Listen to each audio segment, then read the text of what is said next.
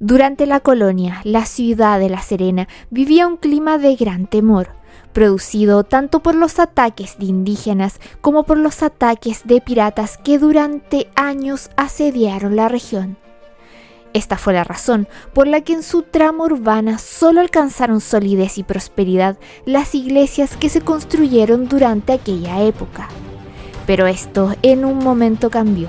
El descubrimiento de la mina de plata Arqueros en el año 1825 significó un importante hito para el desarrollo urbano de La Serena. La casa Herreros forma parte de un conjunto de viviendas construidas con las riquezas del mineral, acumuladas por los empresarios regionales y con el trabajo de especialistas de origen inglés y norteamericano que por entonces llegaron a la zona. Eres bienvenido a conocer el apogeo, caída y restauración de una casa que ha sido declarada Monumento Histórico de Chile, pues es momento de revelar un nuevo glitch dimensional. Si te gusta el contenido paranormal, la historia y el misterio, suscríbete y activa la campanita de notificaciones. Un especial saludo a los miembros oficiales del canal. Únete a la comunidad oficial de miembros para acceder a sus beneficios.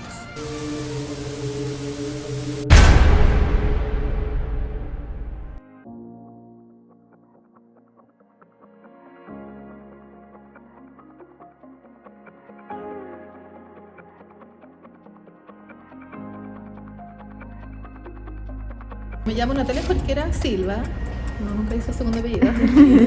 Soy arquitecta de la Universidad de Chile y soy doctora en patrimonio por la Universidad de Florencia en Italia y trabajo desde siempre en patrimonio. Me titulé en el año 2005, hace 17 años, y he trabajado todo el tiempo recuperando el patrimonio, como les contaba, como convencida de que puede ser un motor de desarrollo local con identidad. Y tengo una oficina que se llama Arquitica, que fundé acá en la ciudad de La Serena en el año 2019. Soy santiaguina de origen, pero he vivido en muchos lados y del 2019 me radiqué acá y acá abrí esta oficina por la cual estoy haciendo varias cositas en la región. El chiche es afuera, la fachada, Claro. Eso todo el trabajo. Claro, el chiche es ahí. Sí, está preciosa la fachada. Está muy bonita. Sí. Vamos a partir un poco por si nos puedes hablar de la antigüedad de esta casa, quiénes fueron los primeros dueños, si tienes información. Mira, esta casa se empezó a construir en el año 1860, ¿ya? Así que es muy antigua, tiene en el fondo 162 años, ¿ya? Fue construida por un arquitecto inglés llamado David James, ¿ya? Esta casa tiene como su historia escrita porque fue una de las casas más importantes en este periodo de apogeo de la región de Coquimbo, que en La Serena se conoció como clásico serenense, ¿ya? Y ese periodo se caracteriza porque debido al auge económico, producto de la explotación de minerales principalmente, se exportaban mucho mineral al extranjero y a cambio de ese mineral los barcos llegaban acá con madera usada de lastre. Y esa como grandes cantidades de madera que llegó también con carpinteros, ¿ya? De barco, y eso fue lo que empezó a cambiar la arquitectura, ¿ya? Entonces la arquitectura que hasta ese entonces, hasta como 1850, era muy austera y era de adobe solamente, con casas de un piso, como otras del centro histórico de La Serena. En la segunda mitad del siglo XIX se empezó a llenar de decoración y esa decoración fue hecha con madera, ¿ya? Y esta casa, si ustedes vieron la fachada, es un ejemplo magnífico de eso, ¿ya? Es una casa, ¿cierto?, que tiene todo este elemento arriba que se llama antetecho, muy decorado, ¿cierto?, con estas balaustradas que se llaman, que están todas hechas en madera noble. También tiene muchas pilastras, ¿ya? Tiene un montón de elementos que reinterpretan como el estilo clásico. Ya de ahí el nombre clásico serenense. La casa originalmente fue por unos pocos años propiedad de Iribarren. Sí. Y después de pocos años fue vendida a la familia Herreros, ¿ya? Y por eso se llama Casa Herreros. Y desde ahí hasta hoy en día es de la misma familia. Es de la misma familia, sí. De hecho, la dueña, que falleció hace pocos años, vivía acá hasta hace pocos años, ¿ya? Pero como la casa es muy grande, en un momento, no sé si fue por los años 2000 por ahí, la casa se dividió en dos, por eso tiene este muro acá en el medio. Y esta parte de acá fue arrendada a establecimiento educacional, principalmente. Entonces fue colegio, estuvo arrendado el Instituto La Araucana, Eso es así, pero en el ala de allá siguió siendo la casa de la familia hasta hace muy poquito. Y entonces se utilizaba como casa todavía. Sí, hasta hace poco. Sí, hasta hace, no recuerdo el año exacto, pero pocos años atrás. ¿Por qué se decidió conservar esta casa? Porque nosotros nos damos cuenta aquí que muchas casas antiguas las demolieron y de hecho ahora hicieron estacionamientos en muchas de las casas que hay por acá. Mira, ahí yo creo que se juntan varias cosas. Bueno, la primera es que se mantuvo en uso hasta hace poco y vivía acá su propietaria, y eso es algo no menor, ya, porque el patrimonio en general se destruye cuando se abandona. Exacto. ¿Cierto? Eso por un lado. Pero por otro lado, porque esta casa tiene la categoría de monumento histórico, que es la máxima categoría de protección legal para el patrimonio en Chile. ¿Ya? El patrimonio se protege a nivel nacional por la Ley de Monumentos Nacionales. La Ley de Monumentos tiene distintas categorías y monumento histórico es como la mayor para proteger inmuebles que tienen como algún valor arquitectónico, histórico, social, etc. Entonces, esta casa tiene esa protección, ¿ya? De hecho, de los inmuebles que existen en La Serena, hay como alrededor solo de 4 casas que tienen esa protección. El resto de los inmuebles que son monumentos históricos son iglesias, casi todas las iglesias, y un par de colegios, ¿ya? Y esta casa, junto con la Casa Carmona, la Casa Piñera y la Casa de Gabriel González Videla, son las que son monumentos históricos. Entonces, eso hace que por ley la casa no se pueda demoler, ¿ya? Entonces se juntaron ahí como ambas cosas, el uso y la protección de monumentos históricos, desde el año 81, 1981. Los terremotos aquí en Chile, ¿qué daños han provocado en esta casa? Mira, la verdad que daños de origen sísmico esta casa tiene muy pocos, muy pocos. De hecho, el proyecto de restauración que efectuamos no se originó por los daños de origen sísmico, sino por daños derivados del agua. ¿Ya? En La Serena, paradojalmente, si uno no sabe, piensa que las edificaciones de adobe se caen por los terremotos, pero la verdad es que no, todas se caen por el agua. Y eso es algo súper paradojal en una ciudad, en una región que llueve súper poco. Exacto. ¿Ya? Pero pasa algo bien particular en esta zona típica, que es que la mayoría de las viviendas históricamente tenían las bajadas de agua lluvias insertas en los muros, ¿ya? Y como están insertas, no estando a la vista, no se les hace mantención, ¿ya? Los chilenos tenemos poca cultura de mantención, ¿cierto? Incluso si las cosas estuvieran a la vista. Imagínense si están escondidas. Sí. Entonces la mayoría de las bajas están tapadas. De hecho, en el centro histórico lo que pasa es que hace pocos años también se elevó el nivel de la vereda, y el nivel de la vereda tapó de frente la salida de las bajas de agua lluvia. Entonces, las pocas veces que llueve, el agua queda como atrapada en la cañería, y al quedarse atrapada, como que explota de repente. Y al explotar, hace que los muros de adobe se humedezcan y se empiecen a debilitar. Y eso pasa 1 o 2 veces al año, pero por X cantidad de años, hace finalmente que los adobes pierdan completamente su resistencia y perdiéndola de repente se caen, ¿ya? Y eso es lo que pasó en esta casa, que es algo muy típico, como les digo, que pasa en muchas casas históricas, y de hecho pasó en las lluvias de hace un par de semanas, pasó. Y si ustedes se dan una vuelta por el centro histórico, hay muchas casas que tienen ese daño, que es que se les caen porciones enteras de muro, y eso es debido al agua. Entonces los daños no eran de origen sísmico. ¿En qué consiste el proceso de restauración?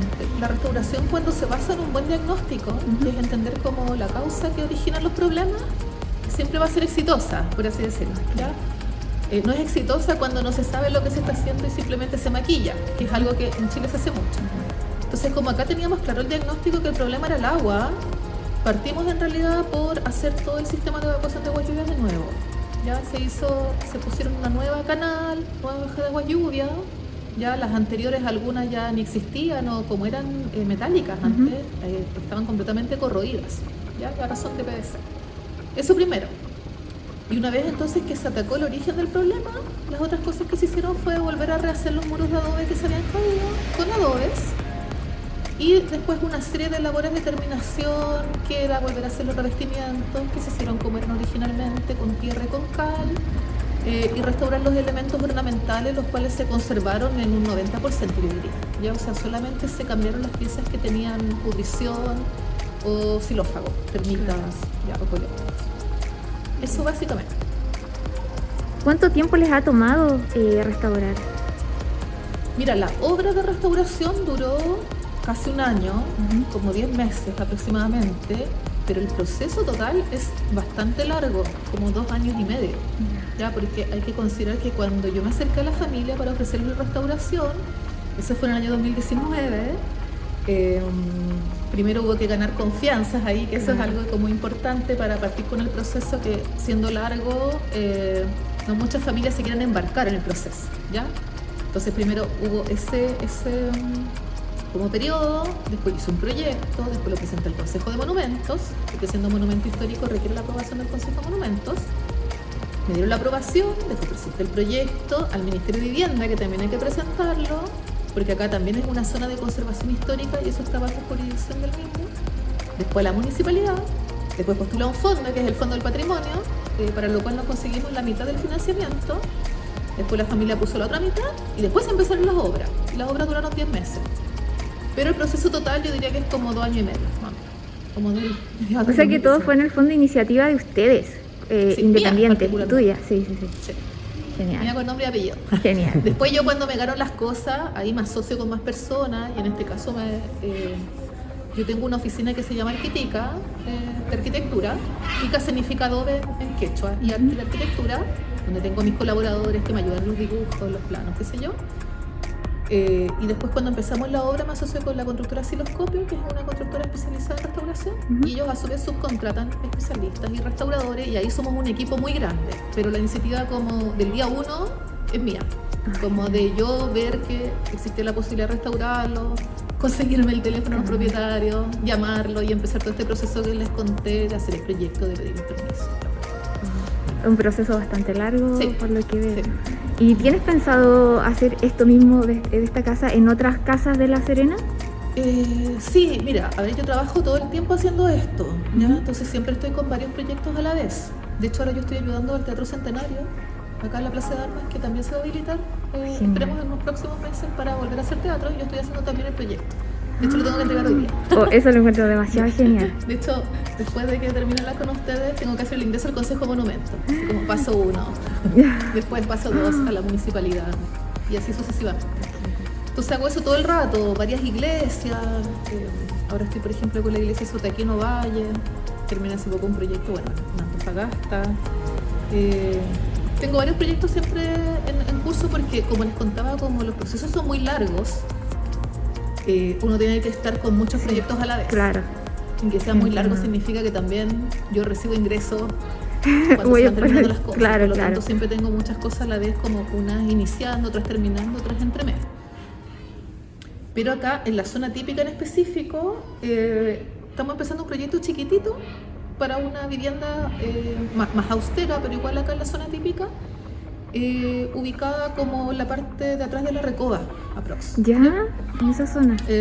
Pero es algo mucho más austero y ahí en realidad lo que hay que hacer es que el muro como que da hacia la calle, que es en una esquina, está todo cayéndose, ya tiene las puertas y ventanas tapiadas, no tiene techo, entonces hay como que rehacer todo de nuevo.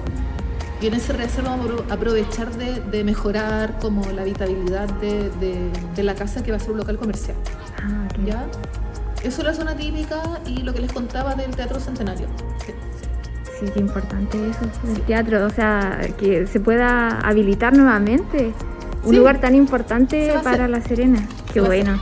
Y eso es algo muy bueno porque en los últimos años, de hecho, justo ahora estaba escribiendo sobre eso, el teatro no se usa hace 4 años. Y en estos 4 años tuvo posibles compradores y arrendatarios que pensaban poner un chino. Sí, lo recordamos. Qué terrible. Y dentro de eso no vio como varias como presiones ciudadanas, yo diría, y finalmente ahora está arrendado desde julio una productora de teatro que se llama Productora Teatro Centenario Spa, que lo van a habilitar de nuevo como teatro, y ellos me contrataron a mí y yo les estoy apoyando en la gestión de esto que les contaba, de hacer el proyecto y pedir los permisos. Qué bueno. Sí, estábamos bien asustados esa vez cuando dijeron que iba a ser un molchino, porque nosotros habíamos ingresado cuando estaba habilitado a grabar y todo, y habíamos ido a obras de teatro y cosas ahí. Pues. Entonces hubiera sido una pena que se hubiera convertido en un molchino. Eso hubiera sido muy terrible. Así que va a volver a ser, por suerte. Sí, entonces, todas estas iniciativas de restauración de la ciudad van más por parte de ustedes que de las entidades gubernamentales, ¿no? Yo diría que es como mezclado, mitad y mitad. En este caso fue como iniciativa mía. Varias veces iniciativa mía que yo veo y digo como hacia acá apunto las energías un poco, ¿ya? Porque le encuentro algún interés específico a algo. En este caso yo le encontré el interés porque esta casa, la fachada se estaba cayendo sobre la vereda en el 2019, de frente, tenía una cinta de peligro que no se podía transitar.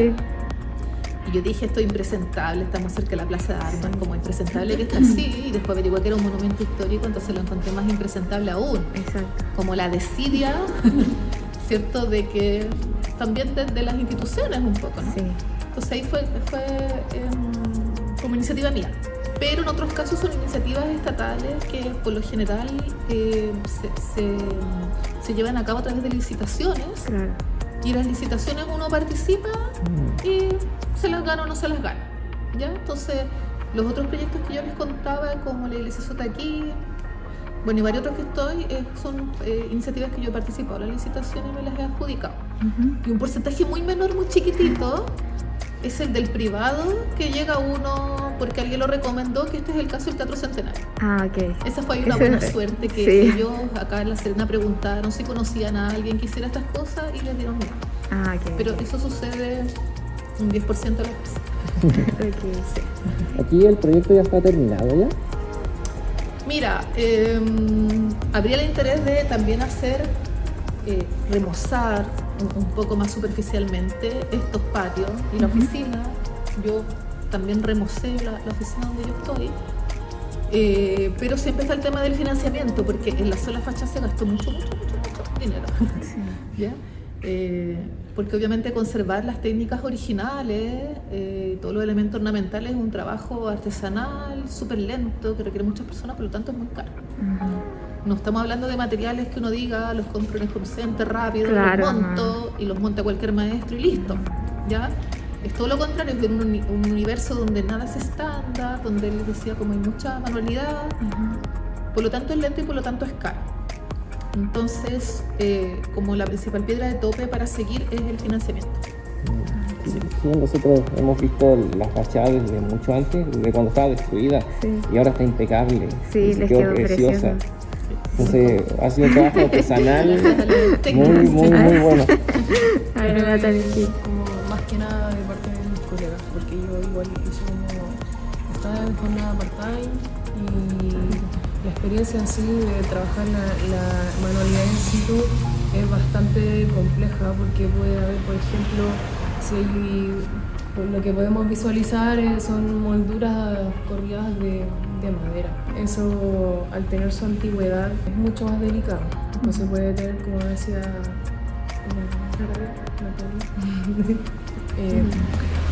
claro, por el tema de los insectos, puede muchas veces tener orificios, uno tiene que tener mucha delicadeza en no rajar la madera. Además de eso, tratar los elementos con el sumo respeto y cuidado para que no se destruyan y poder devolverle el valor histórico. Más que nada, eso es decir, restauración como lo más sencillo, devolverle el valor a la pieza. Y, por ejemplo, la concha de Venier se llama, ¿cierto? De Venere. ¿Qué significa Venus? Que es ese elemento central que está en la fachada. Del año 1905 que la... Decía 1906, que fue algo que se descubrió durante la restauración, que atrás la concha tenía como inciso así, el año. Sí. Me acuerdo ese día haber estado sacando, pero ya el número y ahora los números y cosas así, informaciones, pero es importante, o sea, eso dice, pero usted dice que no fue elaborada en ese momento. Ahí pasa algo que pasa muy frecuentemente en el patrimonio en Chile, que como los registros históricos que tenemos son escuetos, siempre hay muchas lagunas, mucho vacío de información. Entonces, finalmente durante la restauración uno va como corroborando los datos históricos. Y ahí, por ejemplo, pasó esto, que es curioso y es interesante, que este elemento central que corona la fachada decía atrás 1906. Sin embargo, los registros históricos dicen 1860. ¿Ya? Y no hablaba nunca del año 1906, entonces ahí uno baraja hipótesis. Uno dice, puede ser que la fachada era como es, pero la concha la hayan puesto posteriormente. O puede ser que cuando el señor Irribarren le vendió a los herreros, quizás los herreros ahí la remozaron y le pusieron. Y ahí uno entra en el campo de las hipótesis, porque como les digo, el registro histórico no dice eso. Pero es frecuente que la obra material a veces tenga datos históricos que no son los que están escritos. Ya eso es muy común en el patrimonio chileno. Sí. A mí me parece bien interesante el trabajo que hacen ustedes en términos de, precisamente, de restaurar. ¿Tienen alguna filosofía detrás ustedes, tras la restauración de algún lugar? Sí. ¿Alguna metáfora? Sí, mira, yo creo que lo principal es que la obra arquitectónica que llega hasta nuestro día es un testimonio del pasado en todo su cuerpo y alma, ¿ya? Y en ese contexto, cada uno de sus elementos tiene un valor porque es un testimonio, es un libro abierto que te muestra así se hacían las cosas, en este caso en 1860, ¿ya? Es como un documento histórico. Por lo tanto, creo yo que nunca hay que tergiversarlo. Entonces, cuando a veces en Chile estamos llenos de restauraciones que dicen restauración, pero finalmente quizás se demolió la casa y se hizo igual, en hormigón armado, y se pintó blanca, y se hicieron los ornamentos en plástico, ¿ya? Finalmente tú estás tergiversando un testimonio del pasado. Exacto. ¿Ya? Lo que se llama un falso histórico. Como decía, eso se hace mucho. Entonces, yo creo que para mí lo principal es que tú te tienes que enfrentar con respeto a algo que se hizo en un determinado momento histórico, y ese es un momento histórico guión tecnológico, ¿ya? Que tiene que ver con materiales de la época, con herramientas de la época, ya en épocas que no existía la sierra eléctrica, por ejemplo, ¿ya? Por decir algo. Con oficios de la época, y hay que ser entonces muy respetuoso con todo eso, porque cuando tú ves un ornamento perfectamente tallado o una pilastra perfectamente hecha y tú dices, aquí no había sierra, no había taladro eléctrico, etcétera, etcétera, todo eso adquiere mucho más valor porque en el fondo era mucho más difícil de hacer. Y eso, como te digo, te da una foto de la época. En este lugar en específico, así se hacían las cosas en este momento. ¿Ya? Entonces, lo que no te lo dice el libro, te lo dice la obra en su cuerpo, ¿ya? Entonces ahí yo creo que hay algo como muy bonito de rescatar eso, y yo creo que la restauración como principio tiene que respetar eso, ¿ya? Y por otro lado, es importante justamente no tergiversar eso. O sea, si yo hoy día, por ejemplo, en el Teatro Centenario, hay que, para que funcione al día de hoy, habilitar baños nuevos, por ejemplo, con accesibilidad universal, que era algo que cuando se construyó el teatro en 1945 no existía la idea, ¿cierto?, de la accesibilidad universal y de que las personas con capacidades distintas tuvieran el mismo derecho de ir al teatro que otros, ¿no? Entonces, esos baños que estamos haciendo el día de hoy, para mí es importante que se vea que son de hoy, del 2022, con materiales contemporáneos, austeros, respetuosos, que dialoguen con el momento histórico, pero que no lo tergiversen, porque ahí pasa, por el contrario, sobre todo en La Serena, que se tiende como a tergiversar mucho la historia, y quizás otro arquitecto haría un baño que se viera como de 1945, se hace mucho acá, y le pondría la cornisa, la balustrada de la decoración. Eso es lo que se ha hecho mucho en La Serena, y eso, digo, como contribuye a mal educar a las personas, por el contrario, ¿cierto?, como a tergiversar la historia, y uno se podría preguntar, uy, ya en 1945 hacían baños universales. Qué buen punto. Entonces, para mí es importante que cuando hay una cosa contemporánea, como les contaba en el caso del teatro, que van a ser los baños y los camarines y después una cafetería, que eso se note que es del 2022. Y como la obra después en el 2150 alguien le da a restaurar, eso también va a mostrar un momento histórico, histórico tecnológico en el 2022. Estos eran los materiales, estas eran las herramientas, esta era la forma de hacer las cosas. Entonces yo creo que eso es súper importante. Eso yo diría como que es como los principios de las intervenciones patrimoniales. Lo importante es conservar toda la parte que fue histórica, pero dejarlo funcional para el siglo. Sí, también, porque efectivamente el patrimonio se torna obsoleto cuando no cumple con los requerimientos actuales. O sea, tú no puedes hacer un teatro que, por conservar todo lo de 1945, que podría haber sido anterior, no puede entrar todo el mundo. Las cosas tienen que ser inclusivas. Exacto. Hay detalles muy chicos, por ejemplo, que yo estábamos ayer diseñando, como estamos en la entrega, que en un momento pensé, dije, los baños tienen que tener mudadores. Un detalle. Y yo dije, ¿y todos los baños les voy a poner mudador? No el de mujeres nomás. Porque al día de hoy, ¿quién dice que las mamás nomás tenemos que mudar a los niños? También los papás, también los tíos, los abuelos.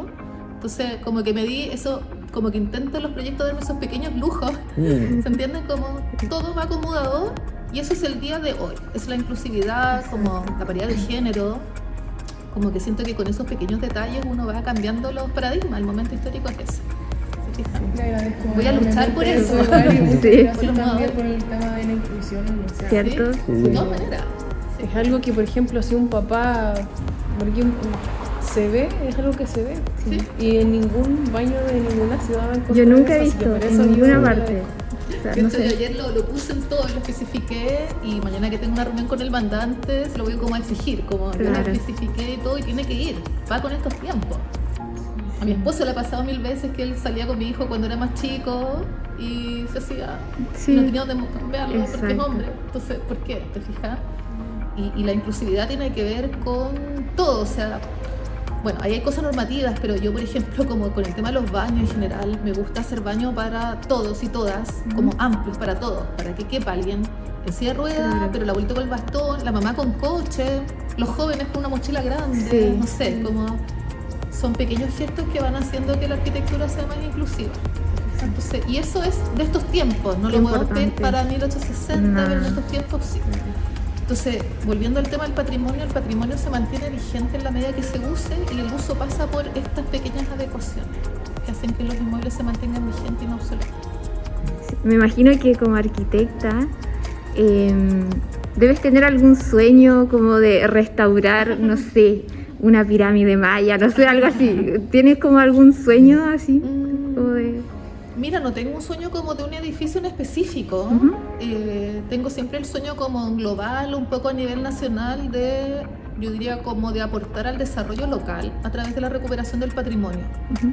Ese me gustaría, o sea, como que es mi norte, es un norte un poco ideal, que no siempre funciona, pero veo que sobre todo en localidades rurales o muy alejadas, donde por ejemplo no hay infraestructura cultural, hay algún edificio patrimonial abandonado que uno dice, oye, acá tengo muchos metros cuadrados, tengo una buena arquitectura, tengo identidad y esto está abandonado y esto podría transformarse en biblioteca regional, sala de música, etcétera, etcétera, para aportar al desarrollo local, sobre todo en un Chile que es carente de infraestructura cultural si uno se aleja de los centros de la ciudad. Exactamente. Y eso pasa de Arica a Punta Arenas. Entonces eso es algo que a mí me motiva y que intento hacerlo. No funciona muchas veces porque siempre uno se topa con el tema del financiamiento, porque en general esas comunidades nunca te van a financiar eso. Claro. Eso tiene que pasar por el Estado que financie esa iniciativa. Entonces a mí un poco eso me mueve. Yo veo el patrimonio no como algo del pasado que simplemente hay que restaurarlo para conservar el valor estético como lo bello, Ujú. sino como una infraestructura que existe ahí y que normalmente tiene todo este potencial, de que normalmente está bien ubicada, siempre tiene muchos metros cuadrados, los espacios van a ser más generosos. Entonces esa reconversión a algo contemporáneo que genere desarrollo, que con la restauración después se genera empleo local, es un poco mi norte. Entonces, como te decía, sí, algún edificio específico no tengo, pero sí que ojalá en Chile alguna vez se entienda el patrimonio con ese rol. Claro. ¿Ya? Lo importante es que sea funcional para todo el mundo y que todos lo puedan disfrutar. Claro, sí. Y se mantenga vigente. Se mantenga vigente y además que queramos o no, el patrimonio es lo que le da identidad a los distintos territorios. O sea, yo siempre digo, lo que hace distinto La Serena a Shanghái, a Zimbabue, es su patrimonio, no es la arquitectura contemporánea. Claro. La arquitectura contemporánea que es globalizada es en todo el mundo Sí. de acero, de vidrio y de hormigón. Exacto. Y en todas partes tiene ascensores. Sí, es igual, ¿Cierto? básicamente. Es como decir, hoy en día en todas partes existen los McDonald's. Sí. ¿Ya? En cambio, el patrimonio es lo que te da el acento y la identidad local. La estación de trenes de tal lugar es distinta a la de otro lugar del mundo donde hay estaciones de trenes. El teatro de acá, Centenario, no hay ningún otro igual. Exacto. ¿Se fijan? Y yo creo que conservar la identidad en un mundo globalizado como el de hoy es fundamental. ¿Ya? Es como que hay que tener esa reserva, así cuando uno, como uno dice, hay que conservar la biodiversidad porque es buena para el planeta. También conservar la identidad yo creo que es bueno para el planeta. Y el patrimonio tiene que ver con eso. ¿Está en otro sector o está en terreno? ¿Cómo está en este momento con el tema de los talleres? Mira, lo que pasa es que, bueno, yo también me dedico a la docencia, por eso que soy tan buena para hablar. Y un poco estos discursos son los que yo doy en la docencia en distintos como ámbitos, en distintos formatos, ¿ya? Entonces, algunos formatos, yo por ejemplo soy profesora del Magíster de Intervención del Patrimonio de la Universidad de Chile.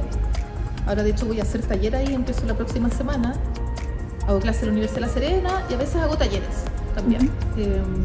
Talleres como abiertos a la comunidad con algún tema en específico. Y eso es como dependo también de financiamiento, de varias cosas, de gestión en realidad, porque hay que ser gestora para esto. Entonces, durante la restauración de la Casa Herrera hicimos 3 talleres que eran parte como del financiamiento del Fondo del Patrimonio. Ahora a mí me gustaría hacer varios más, pero tengo como que pensarlos y gestionar el financiamiento mínimo que uno requiere para materiales. ¿Y qué tipo de materiales quiere trabajar para los talleres? Mira, igual lo quería conversar contigo después. Ya. Pero mira, pensaba el tema tierra. Sí, siempre un poco el tema de la adobe es como mi leitmotiv, pero también he pensado un poco otro como técnica histórica. Y ahí, por ejemplo, me gustaría, como visto que todavía estoy acá, hacer quizá algunos talleres acá, como de restauración de elementos de madera, de elementos metálicos. ¿Y los muros? Lo que serían los muros, ¿le queda como fragmentos de eso como para poder me queda. Sí, me queda. Adobes, queda. Ya entendí. Sí, tiene que ver más que nada con lo que se realizó acá, por ejemplo, en parte de los muros. Ahí con mis colegas vamos a estar grabando ese espacio para poder descubrir qué había debajo. ¿Qué había encontrado? Claro, y nos encontramos con unas pinturas murales realizadas con la técnica al fresco, que ese también fue un hallazgo, porque como les contaba, en la restauración uno se encuentra con hallazgos, en el fondo con cosas no documentadas, que uno dice, ¿y esto? ¿De dónde salió? Eso es como algo bonito. Y en este caso, en esta casa, nos encontramos con estas pinturas murales hechas con la técnica al fresco, que se llaman así porque es una técnica que consiste en mezclar pigmentos minerales con la cal, mientras la cal está fresca. ¿Ya? Entonces son unas pinturas como de muy buena calidad, que duran para toda la vida. Y nos encontramos con que en esta casa habían, en toda la casa básicamente, pero nosotros las dejamos a la vista en una parte de la fachada, que ustedes tienen que haber visto como color rosado. Sí. Y acá en este zaguán, que se llama. Pero existen en otras partes de la casa, si ustedes miran en cualquier lado existen, por ejemplo ahí, pero están, se fijan, tapadas. Eso es como una imagen global de la casa y también de lo que es casco histórico, porque también tenemos otras casas que también en su momento tenían este tipo de frescos en fachada, o sea, imagínense lo hermoso de la Serena en su apogeo. Claro. Es muy bonito. O sea, ahí lo que dice Natalie es bien relevante, porque cuando les decía esto de que el patrimonio arquitectónico es un libro de historia abierto, material, ¿cierto? Que en el fondo como que corrobora o destruye hipótesis. Cuando nosotros nos encontramos con esta pintura mural, por ejemplo, en la fachada, que es un color como entre rosado y naranjo, inmediatamente te cambia la imagen de la casa, pero no solo de la casa, de la Serena entera. Claro. Porque como dice Natalie, también encontramos algo de esas pinturas en otros inmuebles. Y eso te hace pensar en una Serena que hace 100 años era muy colorida. Sí. Y eso es muy distinto a la imagen que tenemos hoy de la Serena como más gris, un poco más seria, por así decirlo. Como todo uniforme, los mismos colores. Uniforme, eso, más que nada por lo cultural. O sea, hoy en día, más que nada, viene como el tema de la arquitectura. Ustedes entienden más ese tema. La arquitectura moderna, porque hay mucho tema en bruto, cemento, plomo negro, metálico. Sí, mira, yo creo que hay como una cosa antropológica detrás, metiéndome en otro ámbito, que es que los chilenos siempre hemos estado, nuestra autoridad sobre todo, pero en general la sociedad como un poco queriendo reinventar nuestra historia o como lavarla un poco, blanquearla un poco. Sí. En todos los periodos históricos hemos hecho eso, ¿cierto? Como decir, no, pero acá éramos así. Y en realidad no lo logramos tanto. Entonces yo creo que hay disciplinas, las disciplinas que trabajan como con la cultura material, en el fondo con el hecho ahí tangible que tú ves, en los últimos años han desmentido bastante lo que nos dicen los libros de historia. ¿Ya? Sobre todo yo creo que la arqueología, por ejemplo, en los últimos 10 años ha jugado un rol importantísimo en Chile, lo está jugando ahora. Porque cuando yo era chica crecí en la básica leyendo la historia de Chile. Totalmente. Villalobos, no sé. Que decía, no sé, porque en Santiago cuando llegaron los españoles no había nada. Y uno creció con eso, ¿cierto? Y después uno le decía a mí, el 11 de septiembre Chimalongo incendió Santiago. Y lo mismo pasó en La Serena y uno decía, qué malos que eran ellos. Incendiaban las ciudades. Sí. Y después la cultura material, la arqueología, a partir de los hallazgos, te dice, oye, no, pues acá hay un montón de restos que te dicen que aquí había algo antes de la llegada de los españoles. Entonces los malos no fueron los que después se fueron a la ciudad, sino que los malos eran los invasores que llegaron y había alguien que quería recuperar sus tierras y el discurso es distinto. Qué importante eso, la reinterpretación de la historia. Yo creo que en general a mí la cultura material me gusta mucho por eso. Llámese arqueología, llámese vasija, llámese muro, ya llámese adobe, ladrillo, porque es el hecho irrefutable de que la cosa era así. Claro. ¿Ya? Aunque los historiadores me digan lo que me digan, o alguien me cuente lo que me diga, o la prensa hoy día me invente lo que me invente, ¿eh? Porque yo soy una convencida que la prensa y lo escrito, el papel soporta mucho hoy en día y también antes. Siempre han existido, yo creo, las fake news.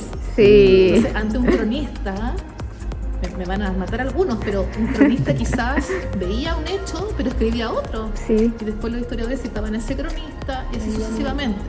Entonces yo creo que hemos hecho una historia de papel muy frágil, pero donde la evidencia material te dice otra cosa. ¿Ya? Y por eso yo creo que la cultura material es muy importante para reescribir la historia. Entonces todas estas cosas que nosotros encontramos con las restauraciones, cualquier cosita, de repente un clavito, incluso todo, como que uno se fascina porque en el fondo es un testimonio material que te dice esto era así. Aunque yo lo leí de otra manera o aunque en los libros de historia no dijeron nada.